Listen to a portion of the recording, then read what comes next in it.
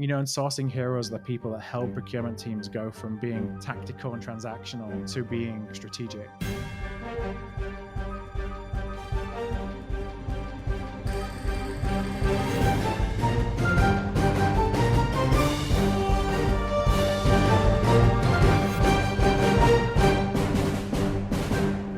Welcome everyone to the Sourcing Hero. I have Phil Ideson on the show today, along with our CEO, Anthony Clairvy. Phil, it's good to see you. Welcome to the show. Yeah, thank you very much for inviting me, Catherine. I really appreciate it. We're so excited to have you. You're a guy in procurement that doesn't need much introduction, but for those of you that don't know, Phil has been in procurement for 20 years now. He has had many successful roles. I believe you've told me you've kind of jumped around in different areas of procurement. Yeah. You've now landed in a consulting type of position and influencer position. I know you don't like that term, but Art of Procurement is your brand. Yeah. And so that's the main draw for people in procurement, is to hear from you, your experiences. And that is why we have you on the show today. I'm hoping that we can have a recurring show with you every month. You may not say that after the first one, Catherine. You may think, we're not going to invite him back. Well, I want you to tell me what you think about this. I've been thinking hard about how we're going to package that monthly. Genius. Yes. You're too kind. At a random moment last night, I thought about, well, your whole deal is the art of procurement. Mm-hmm. And now we're having you on so that you can share your experiences. Why don't we have the art of Phil Ideson? Oh, I see what you did there. Yeah. As long as, I can, pretend to know what I'm talking about in that. And then everyone who doesn't see what, the sausage factory behind my brain that really goes on, then, that's good with me. People really want to know. And part of that would be, in a small parentheses under that title, would be ask Phil almost anything. Yeah. I'd love to answer some questions. Like, that's one of the things that's really cool about doing the podcast and the questions that we sometimes get. And, in that format, what I do, I don't really get the opportunity to answer many of them. So, yeah, I'd love to do something like that. Q&A. Yeah. Yeah.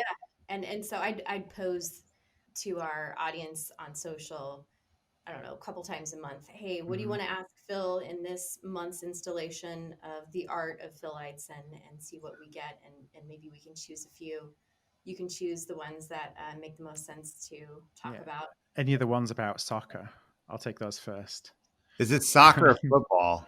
Well, it depends who I'm talking to. I've got to make sure that here I call it soccer, but it still pains me every single time I use that word. So it's still really football.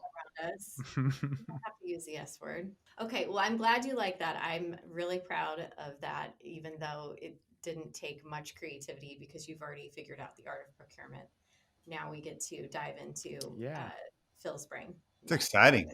Yeah. Scary. It's easier being on the other side where, I can ask all the difficult questions. Right.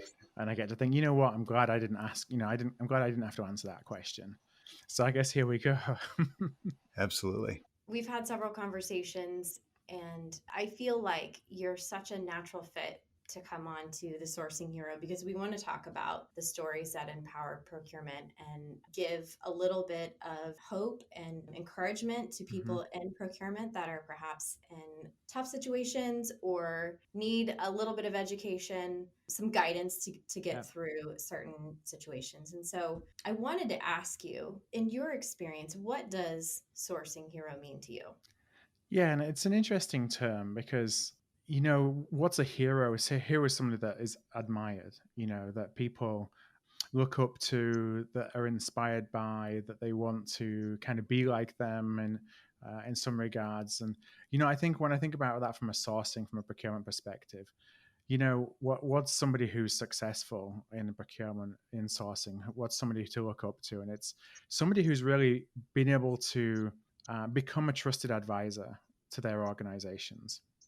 It's really easy in procurement for procurement professionals to, I don't know, it's kind of, sit behind the computer, follow the processes, do the things that you think that you need to do to kind of check some boxes. And, I say that because I've been there.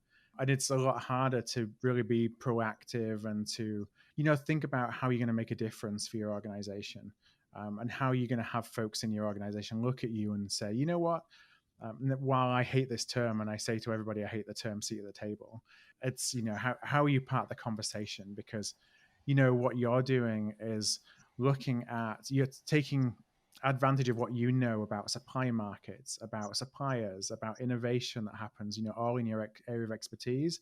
And you're bringing that into the business and actually helping your business be more effective, to, again, it's kind of cliche and a management consultant speak, but driving better outcomes for the business and doing that more effectively than your competition is. To me, that's someone who's a sourcing hero, who's able to do that. It's not necessarily the procurement, 9 to 5. It's how do I use my expertise and my knowledge around supply markets to help my business do things better. I love that. Have you known a few sourcing heroes in your time? It's interesting. So I would say, yes, there's always people that you come across who are successful in doing that. And one of the things that I found is really hard for companies to scale it. That's actually one of the things that we're kind of really passionate about, trying to help companies scale that amongst their teams, because I see it's very much down to individuals and individual mindset. And, that's where I think it's something that is within all of us within procurement, but it takes you to think a little bit differently than perhaps what you did when you came into the profession, as things have changed in the profession. That makes me think about the story that you told me. And I will say, I think sourcing heroes, or the soon to be up and comers, could use a little encouragement from other leaders and procurement. And that's why we're here. I would love for our audience to be able to hear your source of inspiration when you were coming up in procurement. Yeah. Tell me about a time where perhaps you faced some adversity and how you came through on the other side. Yeah. And this is a story that I haven't really told publicly before. And it was the very first job that I was in within procurement. And, I came into this. So I'd done my university degree. I did it in just general business and marketing. Certainly no procurement in there. I had no clue what procurement was, no idea what a buyer was, no idea what purchasing was. And I joined an automotive company. I joined Ford Motor Company and was placed in one of their divisions who actually spun off. So it was really like a tier 1 automotive manufacturing company at that point. And I was on the job rotation scheme, and the rotation scheme was going to be, 9 months in HR, 9 months in marketing, 9 months in operations, and 9 months as a buyer, I guess. And I drew what I thought was a short straw, and I got placed in purchasing first. Like, okay, what the heck's this? And I went into this role that I had nothing about, that I didn't even know what they did, and got the bug pretty early in terms of, this is actually pretty interesting. Here I'm 20 years old and they're giving me £20 million worth of responsibility and, getting the chance to travel a bunch. It's like, okay, this seems like it's not too bad. But the first boss that I had, and, this is with me not having a clue about anything to do with purchasing, as it was called at the time in this organization. This boss was somebody who, he was an expat. He'd come over from the States to the UK. He'd been there for a while. He was just counting down the days to his retirement. And honestly, he was a bully, and every time I did something wrong, or I didn't necessarily do something in line with what he wanted, I'd just get, called to his office, and I'd get shouted out and sworn at, and, all kinds of things that I could probably go to HR today. And, he'd be in a whole world of trouble. But, 20 years ago, you just kind of shut your mouth and got on with it. And that was kind of really difficult for me, because here I didn't have any confidence. Like most of us, I'm a very confidence-driven person. So I had zero confidence. I didn't really feel like I knew what the job was. My portfolio of stuff was, there was problems with suppliers and problems with our client. And I was thinking it's all my fault. And he just wasn't encouraging. He was like kind of encouraging me to think that way, if you will, that it's all my fault, because it was easier for him. And I'd have to do things like go down the pub to get him to sign letters. And then I'd get in trouble then the next day for showing him up in front of all of his cool work friends. Yeah. So, this was in manufacturing. And so we'd often need to get letters of intent to go and, kick suppliers off with new tooling or changes to tooling. And so what he'd do, he'd come into the office, at 9 o'clock. By 11 o'clock, he'd left to go to the local pool hall in the town that the office was in. And so if I needed something urgently signed, I'd have to go to the pool hall and get him to sign it in front of all, his friends at the pool hall. And you know, I'd go down there. I remember one particular time, really the first time I did this, I went down there because he told me to, and in front of all his friends, like, "Oh, here's my rookie," and blah blah blah. Slaps on the back and meet all my friends and all that kind of stuff. Sign the letter. The next time he comes into the office the next morning, it's like, "You just don't you ever do that again. You embarrassed me in front of all my friends." Yeah, I got in real trouble for going down and getting this letter signed. So that was my welcome and introduction to procurement. The guy sounds like a derelict. I mean, I said it.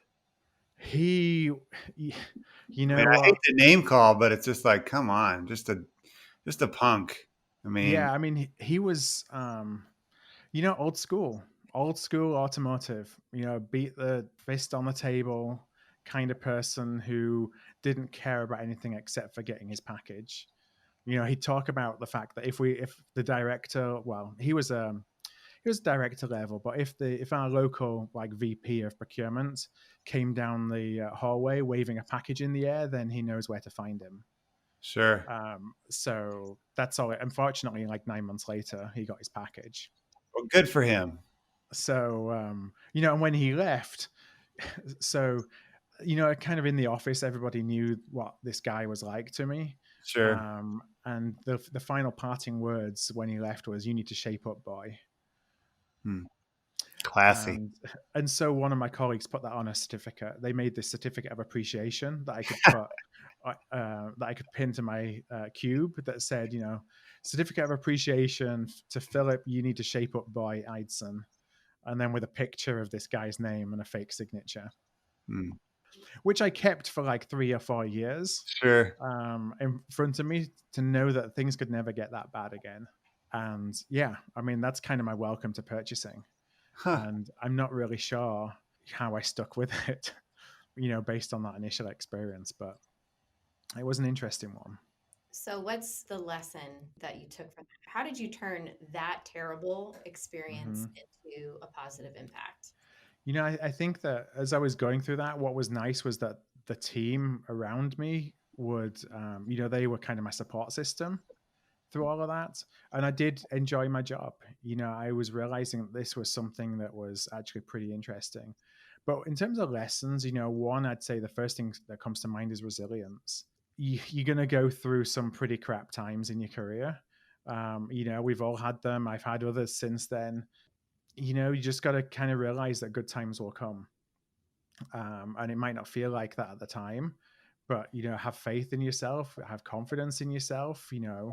Realize that you more than likely you're doing the right thing, and you'll find something where either you're able to have a bigger impact or you're more appreciated.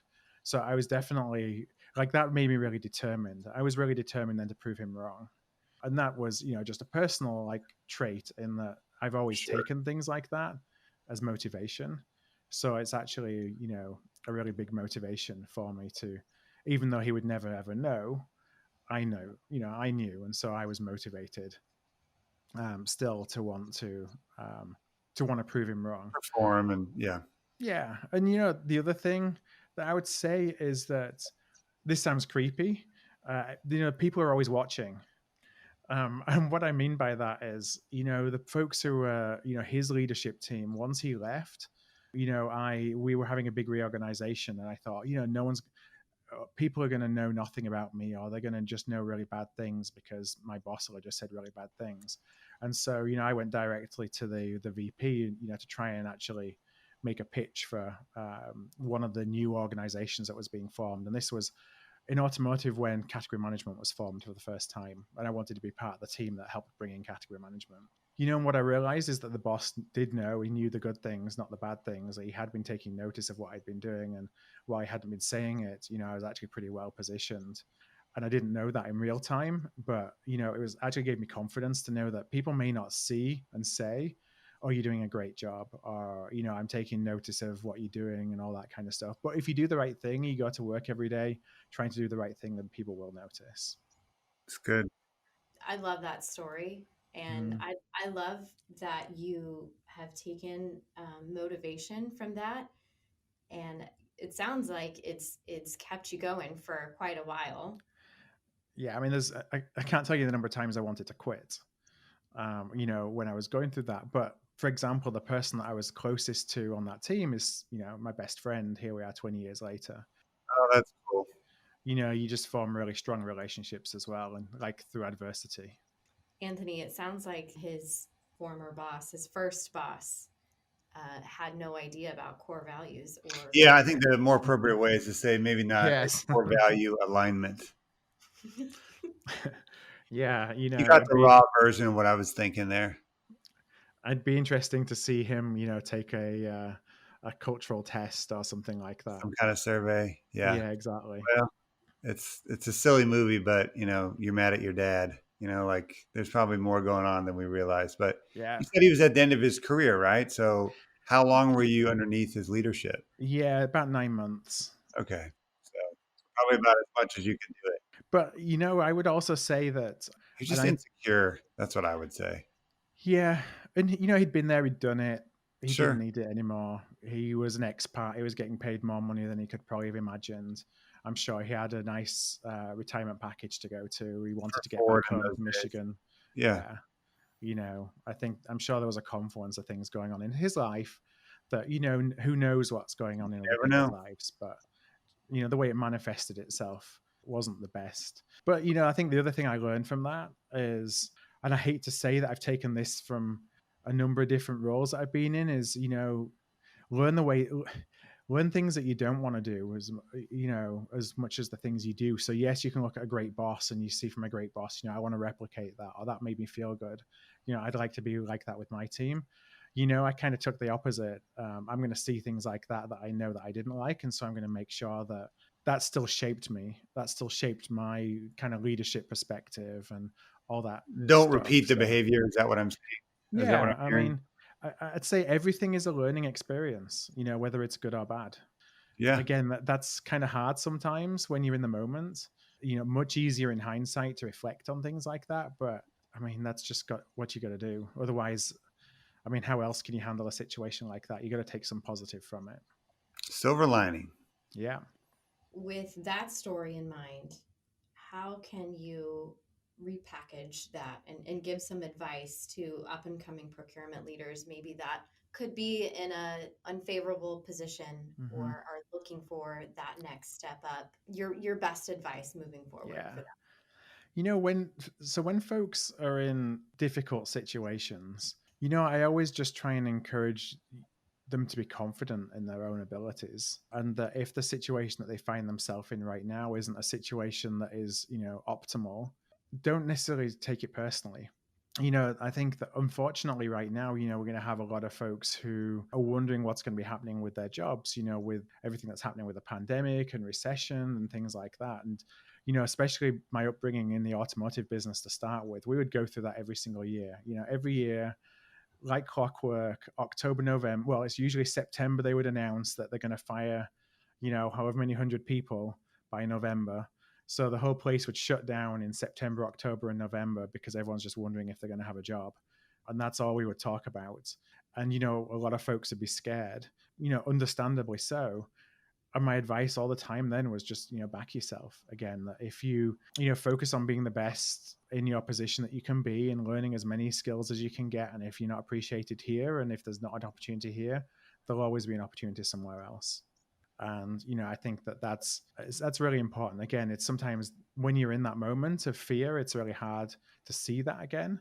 But just like I say, focus on trying to be better every single day. Trying to don't just kind of sit there and wait for something to happen. Always be really proactive.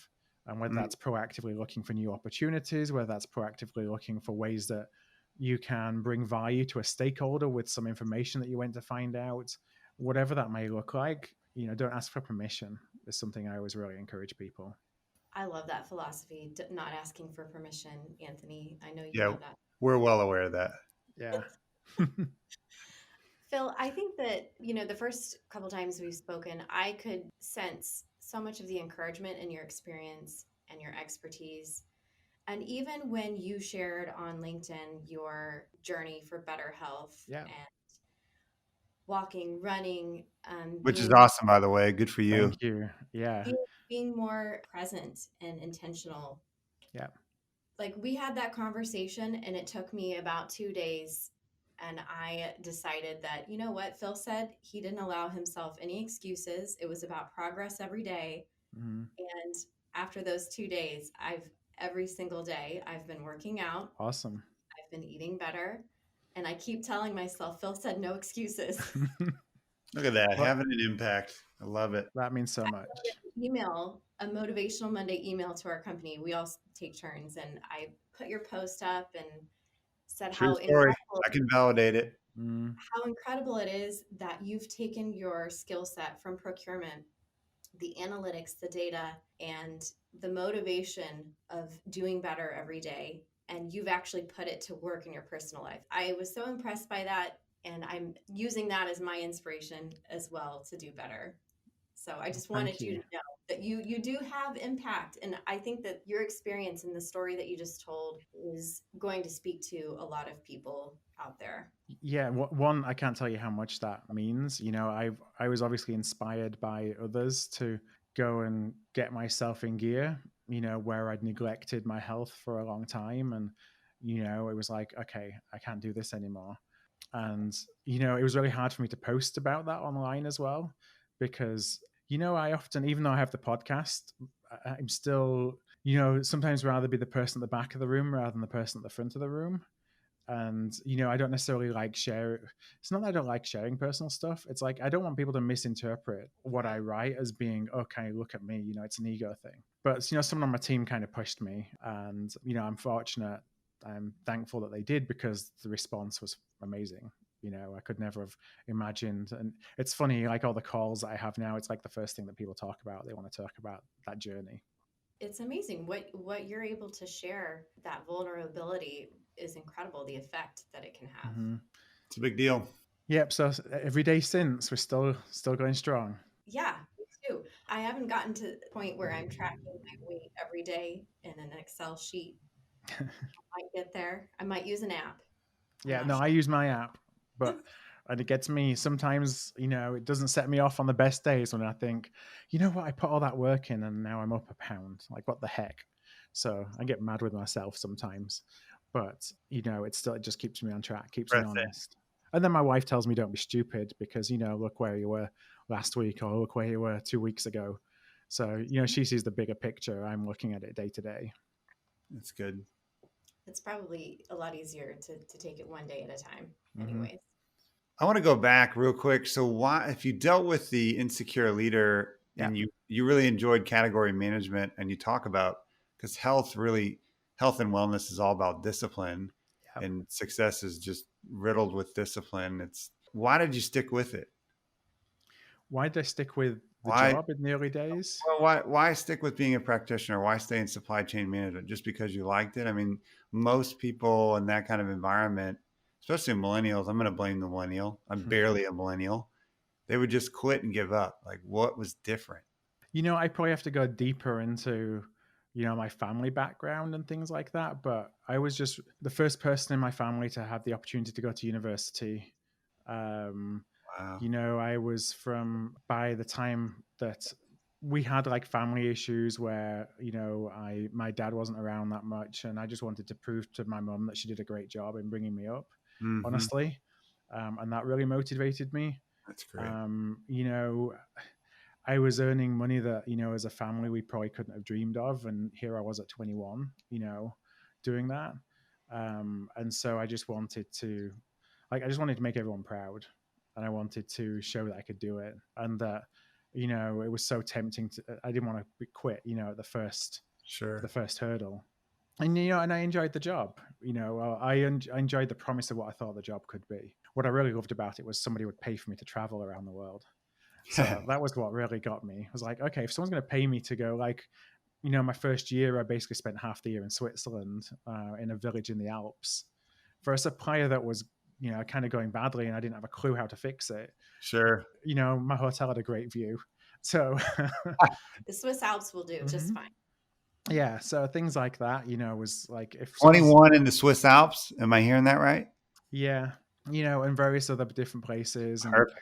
very early in my career, getting the chance to go over to Japan and be negotiating, like on a table, me on one side of the table and 20 people from the supplier on the other side of the table with this Union Jack plonked in the middle. And here I am negotiating. It's like, these are just experiences that I could never have dreamed of. Wow. And to That's think you could have drawn marketing or business and you ended up in purchasing. Yeah, and who knows what would have happened, you know? One of the good things about purchasing or procurement that I think I liked is the fact that you still see across the business if you want to. Yes, if you don't, then you can be still in your little corner of the world. But if you want to, there is the opportunity. Procurement provides you the opportunity to see across the entire business. And that's something that most functions don't get to see. And that was something that was interesting to me as well. So your experience has taken you across the globe, several different positions, Mm-hmm. and you found yourself at Art of Procurement, Yeah. creating Art of Procurement. Yeah. Tell us about that.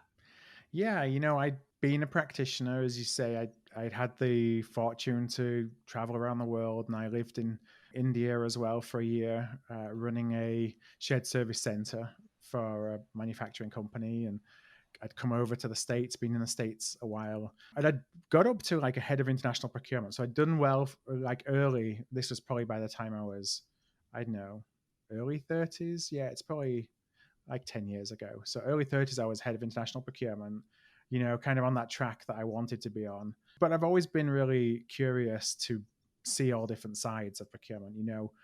I was more of a generalist in going from different categories, being involved in category management, then doing supplier management, doing risk management, all the different things. So I could see kind of the 360 view of procurement. So I had the opportunity to go into consulting and outsourcing. So I did that for a few years to get the other seat at the table. So the seat at the other side of the table, if you will, because now I'm delivering projects. I'm in more business development and selling and all that good stuff.